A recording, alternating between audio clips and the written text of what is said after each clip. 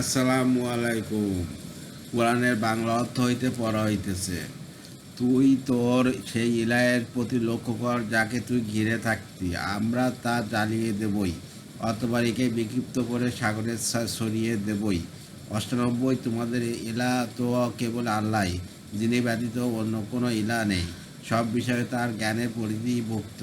৯৯, এমনইভাবে আমি পূর্বে যা ঘটেছে তা সংবাদ আপনার কাছে বর্ণনা করি। আমি আমার কাছ থেকে আপনাকে দান করিয়াছি পড়ার গ্রন্থ। ১০০, যে এই থেকে মুখ ফিরিয়া নেবে সে কিয়ামতের দিন বোঝা বহন করবে। ১০১, তারা তাদের চিরকাল থাকবে এবং কিয়ামতের দিন এই বোঝা তাদের জন্য মন্দ হবে। ১০২, যেদিন সিংহায় ফুট দেওয়া হবে সেদিন আমি অপরাধীদের সমবেত করব নীল চক্ষু অবস্থায়। ১০৩, তারা চুপি ছাড়ে পরস্পরে বলাবলি করবে, তোমরা মাত্র ১০ দিন অবস্থান করিয়াছিলে। ১০৪, তারা কি বলে তা আমি ভালোভাবে জানি, তাদের মধ্যে যে অপেক্ষাকৃত উত্তম পথে অনুসারী সে বলবে, তোমরা মাত্র একদিন অবস্থান করেছিলে। ষষ্ঠ রুকু ১০৫, তারা আপনাকে পাহাড় সম্পর্কে প্রশ্ন করে, অতএব আপনি বলুন, আমার পালনকর্তা পাহাড় সমূহকে সমূলে উৎপাটন করে বিকৃত করে দেবেন। ১০৬, অথবা পৃথিবীকে মসৃণ সমতল ভূমি করে ছাড়বেন। ১০৭, তুমি তাতে মোড় ও টিলা দেখবে না। ১০৮, যেদিন তারা আহ্বানকারী অনুসরণ করবে যার কথা এদিক সেদিক হবে না, এবং দয়াময় আল্লাহর ভয়ে সব শব্দ ক্ষীণ হয়ে যাবে, সুতরাং মৃদু গুঞ্জন ব্যতীত তুমি কিছুই শুনবে না। ১০৯, দয়াময় আল্লাহ যাকে অনুমতি দেবেন এবং যার কথায় সন্তুষ্ট হবেন সে ছাড়া কারো সুপারিশ সেদিন কোনো উপকারে আসবে না। ১১০, তিনি জানেন যা কিছু আমার তাদের সামনে বহু পশ্চাতে আছে এবং তারা তাকে জ্ঞান দ্বারা আয়ত্ত করতে পারে না। ১১১, সেই চিরঞ্জীব চিরস্থায়ী, সামনে সব মুখমণ্ডল অবনমিত হবে এবং সে ব্যর্থ হবে যে জুলুমের বোঝা বহন করবে। ১১২, হে যে ইমানদার অবস্থায় সৎকর্ম সম্বোধন করে সে জুলুম ও ক্ষতির আশঙ্কা করবে না। ১১৩, এমনইভাবে আমি আরবি ভাষায় কোরআন নাজিল করিয়াছি এবং এতে নানাভাবে সতর্কবাণী ব্যক্ত করিয়াছি, যাতে তারা আল্লাহ ভীরু হয় অথবা তাদের অন্তরে চিন্তার খোরাক যোগায়। ১১৪, সত্যিকার অধীশ্বর আল্লাহ মহান। আপনার প্রতি আল্লাহর ওহী সম্পূর্ণ হওয়ার পূর্বে আপনি কোরআন গ্রহণের ব্যাপারে তাড়াহুড়া করবেন না এবং বলুন, হে আমার পালনকর্তা, আমার জ্ঞান বৃদ্ধি করুন। একদা রাসূলুল্লাহ সাল্লাল্লাহু আলাইহি ওয়াসাল্লাম জনতার উদ্দেশ্যে কিয়ামতের ভীষণ অবস্থা সম্পর্কে ভাষণ দিয়েছিলেন। এমন সময় কেউ জিজ্ঞাসা করল, বিশাল আকৃতির পর্বতমালা কীরূপ হবে? আল্লাহ এই আয়াত দ্বারা তাদের প্রশ্নের জবাব দিয়েছেন। ১১৫, আমি ইতিপূর্বে আদমকে নির্দেশ দিয়েছিলাম অথবা সে ভুলে গিয়েছিল এবং আমি তার মধ্যে দৃঢ়তা পাইনি। সপ্তম রুকু ১১৬, যখন আমি ফেরেশতাদেরকে বললাম তোমরা আদমকে সেজদা করো, তখন ইবলিস ব্যতীত সবাই সেজদা করলো, সে অমান্য করলো। ১১১৭, অতঃপর আমি বললাম, হে আদম, এ তোমার ও তোমার স্ত্রীর শত্রু, সুতরাং সে যেন বের করে না যায় তাদের তোমাদের জান্নাত থেকে, তাহলে তোমরা কষ্টে পতিত হবে। ১১৮, তোমাকে এই দোয়াও হলো, তুমি এতে ক্ষুধার্ত হবে না, বস্ত্রহীন হবে না। ১১৯, এবং তোমার পিপাসাও হবে না এবং রোদেও কষ্ট পাবে না। ১২০, অথবা শয়তান তাকে কুমন্ত্রণা দিল, বলল, হে আদম, আমি কি তোমাকে বলে দেব অনন্তকাল জীবিত থাকার ভিক্ষের কথা এবং অবিনশ্বর রাজত্বের কথা। ১২১, অথবা তারা উভয় এর ফল ভক্ষণ করলো, তখন তাদের সামনে তাদের লজ্জাস্থান খুলে গেল এবং তারা জান্নাতের বৃক্ষপত্র দ্বারা নিজেকে আবৃত করতে শুরু করলো। আদম তার পালনকর্তার অবাধ্যতা করল, ফলে সে পথভ্রান্ত হয়ে গেল। ১২২, এরপর তারা পালনকর্তারা তাকে মনোনীত করলেন, তার প্রতি মনোযোগী হলেন এবং তাকে সুপথে আনয়ন করলেন। ১২৩, তিনি বললেন, তোমরা উভয় এখান থেকে একসঙ্গে নেমে যাও, তোমরা একসঙ্গে অপরের শত্রু। এরপর যদি আমার পক্ষ থেকে তোমাদের কাছে হেদায়েত আসে, তখন যে আমার বর্ণিত পথ অনুসরণ করবে সে পথভ্রষ্ট হবে না এবং কষ্টে পতিত হবে না। ১২৪, এবং যে আমার স্মরণ থেকে মুখ ফিরিয়ে নেবে তার জীবিকা সংকীর্ণ হবে এবং আমি তাকে কিয়ামতের দিন অন্ধ অবস্থায় উদ্ধৃত করব। ১২৫, সে বলবে, হে আমার পালনকর্তা, আমাকে কেন অন্ধ অবস্থায় উদ্ধৃত করলেন? আমি তো চক্ষুষ্মান ছিলাম। ১২৬, আল্লাহ বললেন, এমনইভাবে তোমার কাছে আমার আয়াতসমূহ এসেছিল অথবা তুমি সেগুলো ভুলে গিয়েছিলে, তেমনইভাবে আজ তোমাকে ভুলে যাব। 127 এমনইভাবে আমি তাকে প্রতিফল দেব যে সীমালঙ্ঘন করে এবং পালনকর্তার কথায় বিশ্বাস স্থাপন করে না, আর বা পরকালের শাস্তি কঠোরতম এবং অনেক স্থায়ী। 128 আমি এদের পূর্বে অনেক সম্প্রদায়কে ধ্বংস করিয়াছি, যাদের বাসস্থানে এরা বিচরণ করে। এটা কি তা এদের সৎপথ প্রদর্শন করলো না? নিশ্চয়ই এদের বুদ্ধিমানদের জন্য নির্দেশের মধ্যেই রইয়াছে। 2 শানে নজুল। সহি হাদিসে বর্ণিত ইবনে আব্বাস রাদিয়াল্লাহু আনহু বলেন, আল্লাহ প্রত্যাদেশ আসার প্রাথমিক পর্যায়ে যখন হযরত জিবরাইল আলাইহিস সালাম কোরআন আয়াত পাঠ করে রাসূলুল্লাহ সাল্লাল্লাহু আলাইহি ওয়াসাল্লামকে শোনাতেন, তখন পাঠ শেষ হওয়ার পূর্বে ভুলে যাওয়ার ভয়ে আর রাসূলুল্লাহ সাল্লাল্লাহু আলাইহি ওয়াসাল্লাম দ্রুত পাঠ করতে থাকেন। আল্লাহ তাআলা রাসূলুল্লাহ সাল্লাল্লাহু আলাইহি ওয়াসাল্লামের তাড়াহুড়া পাঠ করতে নিষেধ করেন। অষ্টম রুকু 129 আপনার পালনকর্তার পক্ষ থেকে পূর্ব সিদ্ধান্ত এবং একটি কাল নির্দিষ্ট না থাকলে শাস্তি অবশ্যম্ভাবী হয়ে যেত। 130 সুতরাং এরা যা বলে সে বিষয়ে ধৈর্য ধারণ করুন এবং আপনার প্রতিবার পালনকর্তার সপ্রশংসা, পবিত্রতা ও মহিমা ঘোষণা করুন সূর্যাস্তের পূর্বে এবং মহিমা ঘোষণা করুন রাতের কিছু অংশ ও দিবাভাগে। সমুদ্র তাতে আপনি সন্তুষ্ট হবেন। 131 আমি এদের বিভিন্ন প্রকার লোককে পরীক্ষা করার জন্য পার্থিব জীবনের সৌন্দর্য স্বরূপ ভোগবিলাসে যে উপকরণ দিয়েছি, আমি যেসব বস্তুর প্রতি দৃষ্টি নিক্ষেপ করবেন না। আপনার পালনকর্তার দেওয়া রিজিক উৎকৃষ্ট ও অধিক স্থায়ী। 132 আপনি আপনার পরিবারের লোকদের নামাজের আদেশ দিন এবং নিজেও এর উপর অবিচল থাকুন। আমি আপনার কাছে কোনো রিজিক চাই না, আমি আপনাকে রিজিক দিই এবং আল্লাহ বিরুদ্ধে পরিণাম শুভ।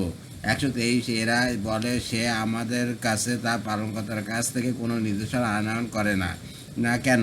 তাদের কাছে কি প্রমাণ আসেনি যা পূর্ববর্তী গ্রন্থসমূহে আছে? 134 যদি আমি এদেরকে ইতিপূর্বে কোনো শাস্তি দ্বারা ধ্বংস করতাম, তবে এরা বলতো, হে আমাদের পালনকর্তা, আপনি আমাদের কাছ থেকে একজন রসুল প্রেরণ করলেন না কেন? তাহলে তো আমরা অপমানিত ও হেয় হওয়ার পূর্বেই আপনার নির্দেশনা মেনে চলতাম। 135 বলুন, প্রত্যেকেই পথ পানে চেয়ে আছে, সুতরাং তোমরাও পথ পানে চেয়ে থাকো। অদূর ভবিষ্যতে তোমরা জানতে পারবে যে কে সরল পথের প্রতীক এবং কে সৎপথ প্রাপ্ত হইয়াছে। একটিকা অর্থাৎ এটা কি একটা কোনো সামান্য বোঝা যায় যে তাদের মধ্যকার একটি নিরীক্ষক ব্যক্তি এমন এক গ্রন্থ পেশ করিয়াছেন যার মধ্যে প্রথম থেকে শেষ পর্যন্ত সমস্ত আসমান কিতাবের বিষয়বস্তু ও শিক্ষা নিবাসের নিগত হয়ে করে ভরে দেওয়া হইয়াছে। মানুষের হেদায়েত ও পথ প্রদর্শনের জন্য সেই সমস্ত গ্রন্থে যা কিছু ছিল তা সব কিছু তার মধ্যে মাত্র একত্রিত করে দেওয়া হয়নি, বরং সে সমস্তকে এইরূপ খুলে পরিষ্কারভাবে বর্ণনা করে দেওয়া হইয়াছে যে প্রান্তরবাসী বেদন পর্যন্ত তা বুঝে নিয়ে তার থেকে উপকৃত হতে সমর্থ হবে। 17 পারা সূরা আম্বিয়া 21 আয়াত 112 মক্কায় অবতীর্ণ। রুকু 7 পরম করুণাময় ও অসীম দয়ালু আল্লাহর নামে শুরু করছি। প্রথম রুকু 1 মানুষের হিসাব কিতাবের মধ্যে নিকটবর্তী অথচ তারা বেখবর হয়ে মুখ ফিরিয়ে নিচ্ছে। 2 তাদের কাছে তাদের পালনকর্তার পক্ষ থেকে যখনই কোনো নতুন উপদেশ আসে তারা তা খেলার ছলে শ্রবণ করে। 3 তাদের অন্তর থাকে খেলায় মত্ত, জালেমরা গোপনে পরামর্শ করে, সে তো তোমাদের মতো একজন মানুষ, এমন অবস্থায় দেখে শুনে তোমরা তার জাদু কবলে কেন পড়ছো? 4 পয়গম্বর বললেন, নবমণ্ডল ও ভূমণ্ডলের সব কথাই আমার পালনকর্তা জানেন, তিনি সব কিছু যা শোনেন এবং সব কিছু জানেন। 5 এছাড়া তারা আরও বলে, অলিক স্বপ্ন, যে না সে মিথ্যা উদ্বোধন করিয়াছে, না সে একজন কবি, অতএব সে আমাদের কাছে কোনো নির্দেশনা আনয়ন করুক, যেমন নির্দেশনাসহ আগমন করিয়াছিলেন পূর্ববর্তীগণ। 6 তাদের পূর্বে যেসব জনপদ আমি ধ্বংস করিয়া দিয়াছি তারা বিশ্বাস স্থাপন করিনি, এখন এরা কি বিশ্বাস স্থাপন করবে? 7 আপনার পূর্বে আমি মানুষই প্রেরণ করিয়াছি, যাদের কাছে আমি ওই পাঠাতাম। অতএব তোমরা যদি না জানো তবে তারা স্মরণ রাখে, তাদেরকে জিজ্ঞাসা করো। 8 আমি তাদেরকে এমন দেহবিষ্ট করিনি যে তারা খাদ্য ভক্ষণ করতো না এবং তারা চিরস্থায়ী ছিল না। 9 অতঃপর আমি তাদেরকে দেওয়া আমার প্রতিশ্রুতি পূর্ণ করলাম, সুতরাং তাদেরকে এবং যাদেরকে ইচ্ছা বাঁচিয়ে দিলাম এবং ধ্বংস করে দিলাম সীমালঙ্ঘনকারীদেরকে। 10 আমি তোমাদের প্রতি একটা কিতাব অবতীর্ণ করিয়াছি, এতে তোমাদের জন্য উপদেশ রইয়াছে, তোমরা কি বোঝো না? দ্বিতীয় রুকু 11 আমি কত জনপদ ধ্বংস করিয়াছি যারা অধিবাসীরা ছিল পাপী এবং তাদের পর সৃষ্টি করিয়াছি অন্য জাতি। 3 12 অতঃপর যখন তারা আমার আযাবের কথা টের পেল তখনই তারা সেখান থেকে পলায়ন করতে লাগলো। 2 সূরার বৈশিষ্ট্য। হযরত আব্দুল্লাহ ইবনে মাসউদ রাদিয়াল্লাহু আনহু বলেন, সূরা কাহফ, মরিয়ম, তাহা এবং আম্বিয়া এই 4টি প্রাথমিক পর্যায়ে অবতীর্ণ হইয়াছে বিধায় এটা আমার প্রাচীন মূলধন, যাকে আমি সর্বদা হেফাজত করে থাকি। 3 টিকা মানুষের জন্য হিসাব নিকাশ নিকটবর্তী হওয়ার উদ্দেশ্য হলো কিয়ামত নিকটবর্তী হওয়া, অথবা কেউ বলেন এর অর্থ মৃত্যুর পর করব সন্নিকটে। 13 পলায়ন করো না এবং ফিরে আসো, যেখানে তোমরা বিলাসিতার মত্ত ছিলে এবং তোমাদের আবাসগৃহে সম্ভবত কেউ তোমাদের জিজ্ঞাসা করবে। 14 তারা বলল, হায় দুর্ভাগ্য আমাদের, আমরা অবশ্যই পাপী ছিলাম। 15 তাদের এই আর্তনাদ সব সময় ছিল, শেষ পর্যন্ত আমি তাদেরকে করে দিলাম যেন পতিত শস্য ও নির্বাহিত অগ্নি। 16 আকাশ, পৃথিবী ও এত দুই ভয়ের মধ্যে যা আছে আমি ক্রীড়াস্থলে সৃষ্টি করিনি। 17 আমি যদি ক্রীড়ায় উপকরণ সৃষ্টি করতে চাইতাম তবে আমি আমার কাছে যা আছে তা দ্বারাই তা করতাম, যদি আমাকে করতে হতো। 18 বরং আমি সত্যকে মিথ্যার ওপর নিক্ষেপ করি, অথবা সত্য মিথ্যার মস্তক চূর্ণ বিচূর্ণ করিয়া দিই, অথবা মিথ্যা তৎক্ষণাৎ নিচ্ছিন্ন হইয়া যায়। তোমরা যা বলেছ তার জন্য তা তোমাদের দুর্ভাগ্য।